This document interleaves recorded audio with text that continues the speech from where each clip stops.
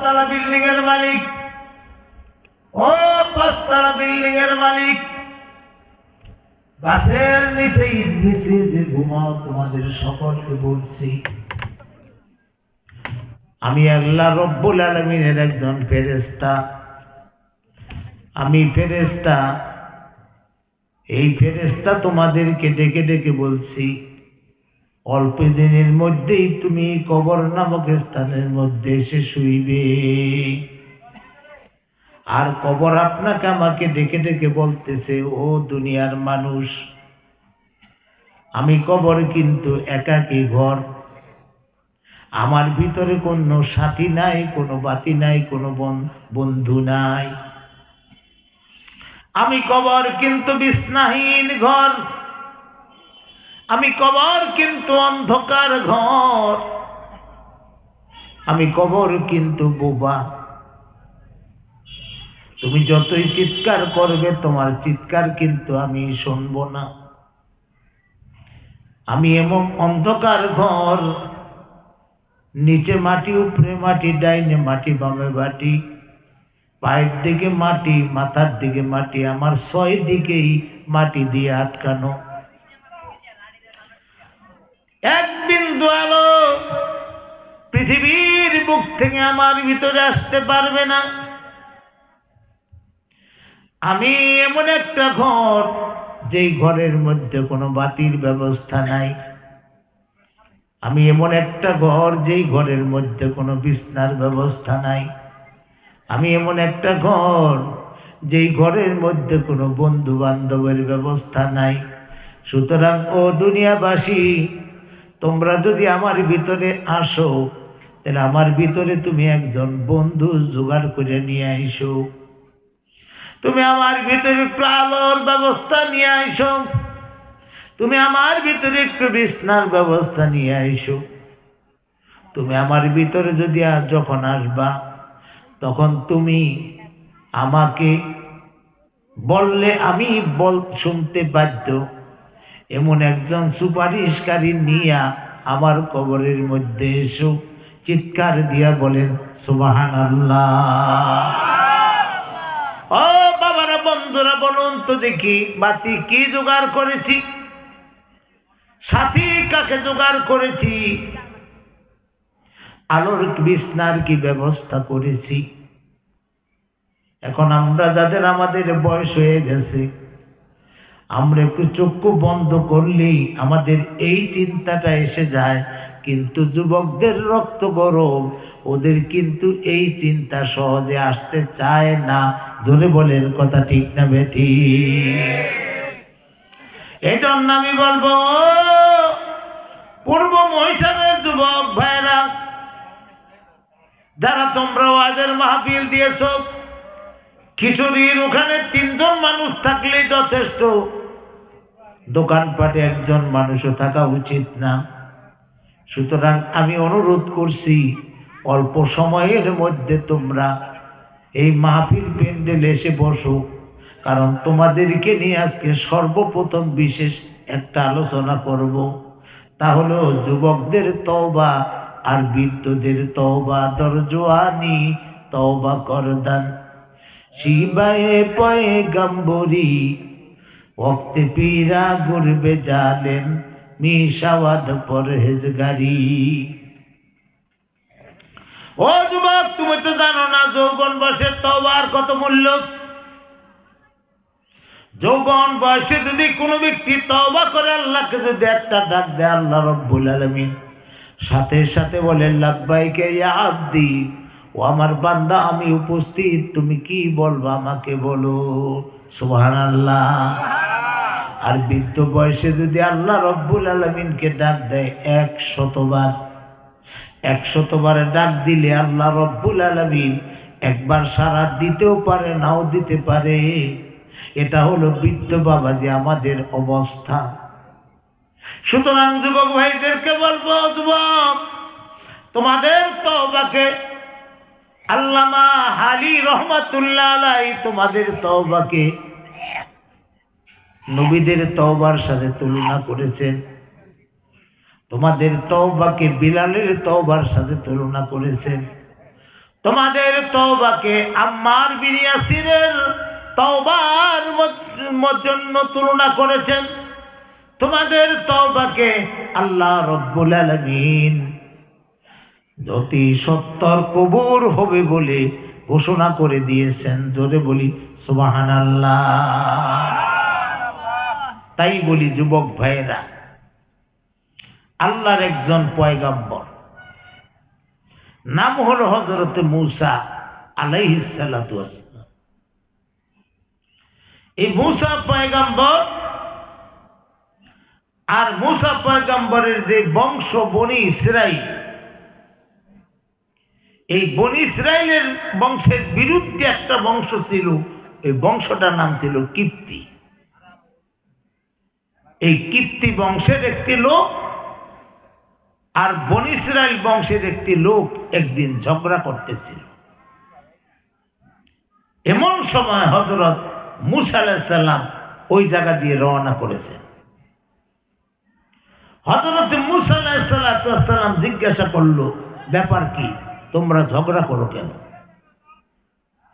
দুইজনের বৃত্তান্ত শোনার পরে হযরত মূসা আলাইহিস সালাম দেখলেন বনি ইসরাইলি লোকটা ঠিক পথে আছে আর কিপ্তি লোকটা জোর জবরদস্তি করতেছে।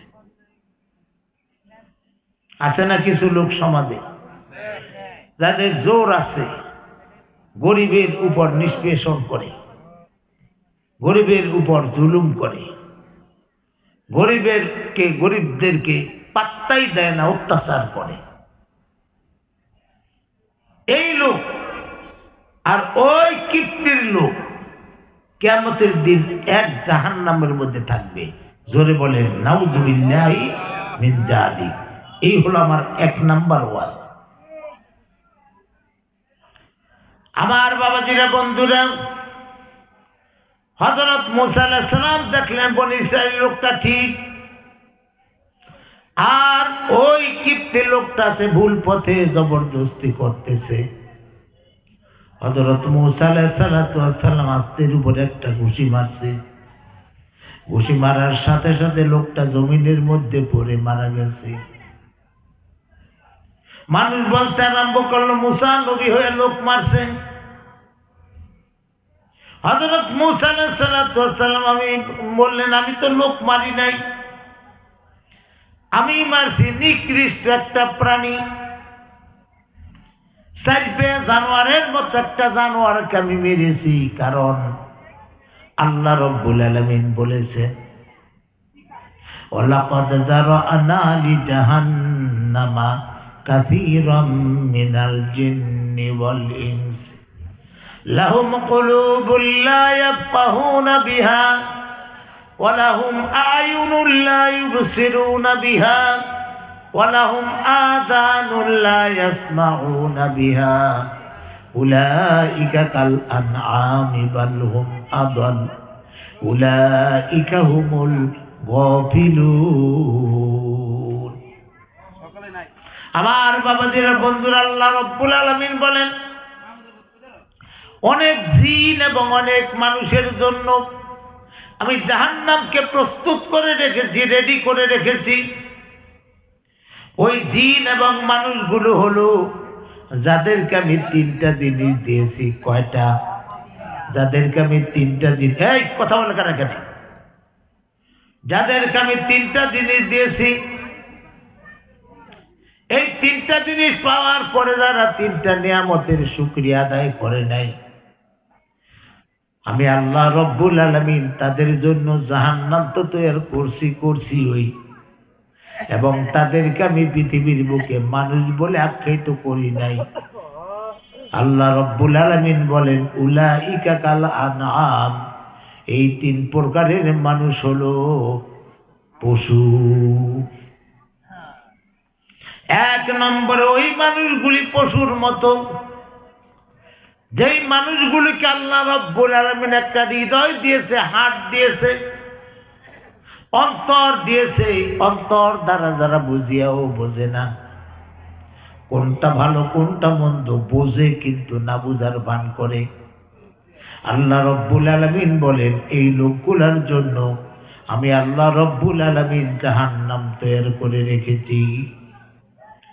2 নম্বর, লাহুম আ'য়ুনুন লা ইবসিরুনা বিহা, যাদেরকে আমি আল্লাহ রব্বুল আলামিন চক্ষু দান করেছি, চোখ দ্বারা তার দেখার কথা ছিল কোরআন, চোখ দ্বারা দেখার কথা ছিল আল্লাহ নবীর হাদিস, চোখ দ্বারা দেখার কথা ছিল আলেম ওলামাদেরকে, চোখ দ্বারা দেখার কথা ছিল আল্লাহওয়ালাদেরকে, কিন্তু তার এই চোখ দ্বারা ভালো জিনিস দেখে নাই। দেখে বুঝছে যে দেখছে ঠিক, কিন্তু দেখিয়াও যেন দেখে নাই। ইমাম সাহেব নামাজের মধ্যে ডাক দিবে, এই কারণে ইমাম সাহেবরেও দেখছে চক্ষু দিয়া, কিন্তু বাজারের আড়ালে যায় পলাইয়া রয়েছে। এর অর্থ উনি বুঝাইল আমি ইমাম সাহেবকে দেখি নাই। আল্লাহ রাব্বুল আলামিন বলেন যাদের চক্ষু আছে, চক্ষু দ্বারা যারা ভালো জিনিস দেখিয়াও দেখলো না, এই লোকগুলার জন্য আমি জাহান্নাম তৈরি করে রেখেছি।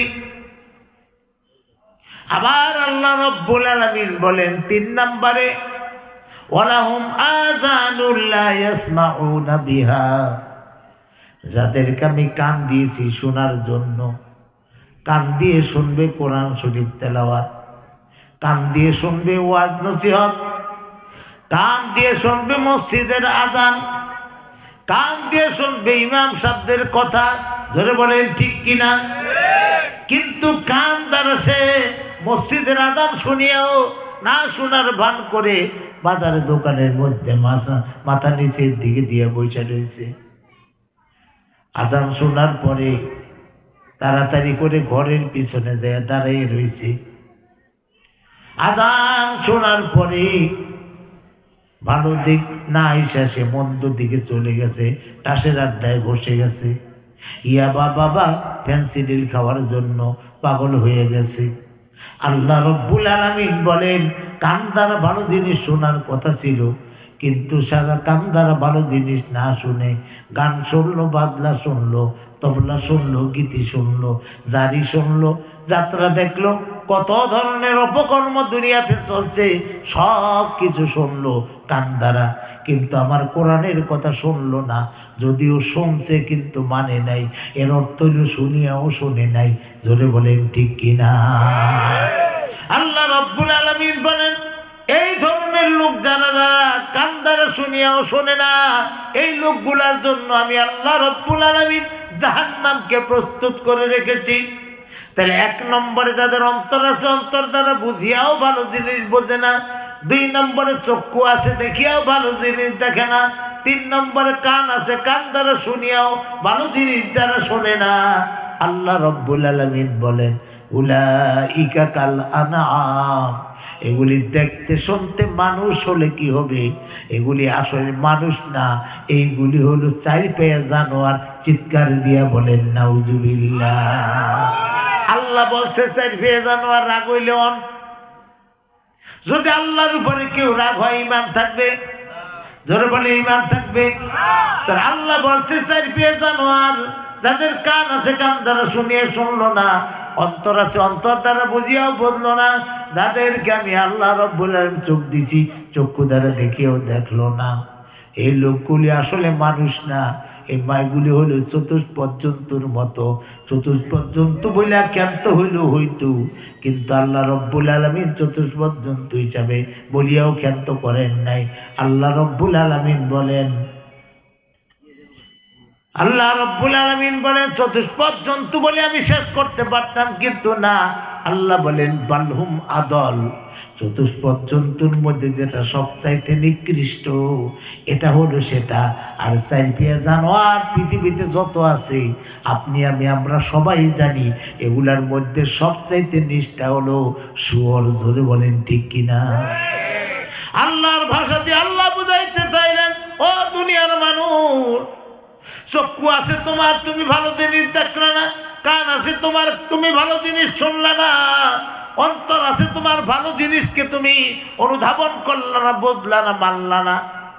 ও বান্দা, তুমি আমার বান্দা না, তুমি হইলা ওই 4 পায়ে জানোয়ারের নিষ্ঠা জানোয়ার, শুয়োরের মতো। চিৎকার দিয়া বলেন নাউজুবিল্লাহ। এই লোকগুলো যেদিন পৃথিবীর বুক থেকে বিদায় হয়ে যাবা বাবা, ওদের চেহারা মানুষের চেহারা থাকবে না, ওদের